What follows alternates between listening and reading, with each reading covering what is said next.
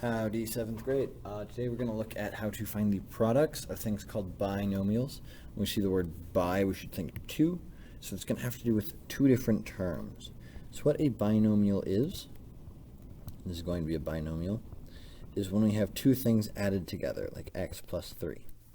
Another binomial would be a plus b, that's a binomial, or we could do x cubed plus x, also a binomial.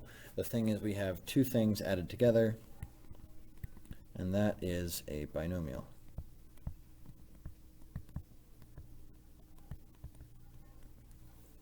So these two things added together gives us our binomial that we are going to be using, and we're going to find the product, which is a fancy way of saying multiplying. So what I'm going to do now is I'm just going to start with an example problem. So if I have x plus 3 times x plus 4, I need to multiply these things together. And normally when we multiply with parentheses, what I think is I want to distribute. I want to distribute. That's what I want to do. So I'm going to distribute the first into the second. Distribute first into second. We're going to see what that looks like. So I have x plus 3. I'm going to distribute that into my x and also into my 4. So I'm going to start with x plus 3 times x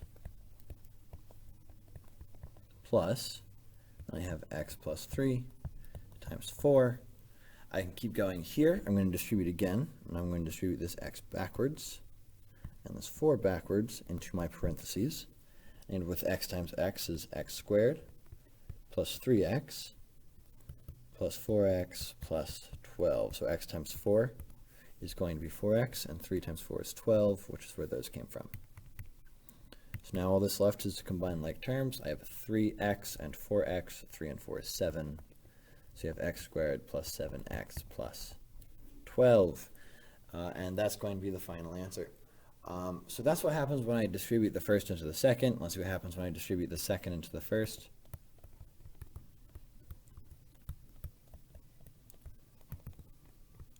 And it's going to be largely the same process here. So we're going to start with x plus 3 times x plus 4. And if I distribute the second one into the first, then I'll get x times x plus 4 plus x times, sorry, not x, there we go. 3 is what I'm multiplying here. 3 times x plus 4. And looking through here, I now get to distribute this way, because I have another multiplication with parentheses, and I get x squared plus 4x plus 3x plus 12. 4x and 3x is 7x. We get x squared plus 7x plus 12. And if we look, that is exactly the same. So it doesn't matter which way we distribute, we can get there, and that works, and that makes me very, very happy. So these are the same, which is a good thing.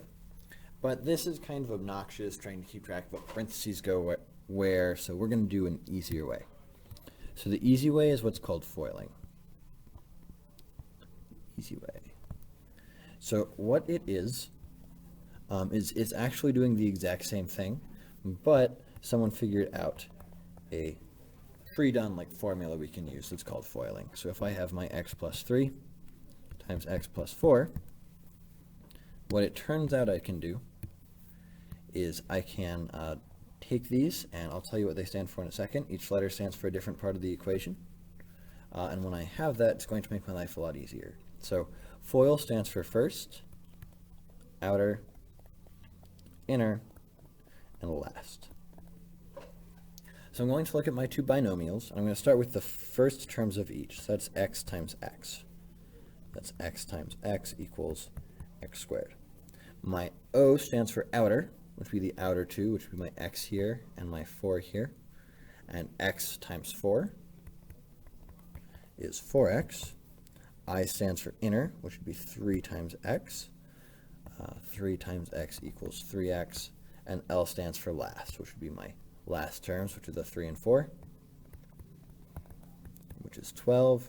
So I can now add these up. I get x squared plus 4x plus 3x plus 12. I would end up with x squared plus 7x plus 12. Hey, look at that. It's the same. But this time, I just had to look at my 4 terms that I got by foiling, and I can basically do this in my head, which is something I couldn't do before when we were doing the full distribution. So we're going to try a couple more of these. If I have x plus y times 2y plus 3, I can FOIL this. This is going to be my next example.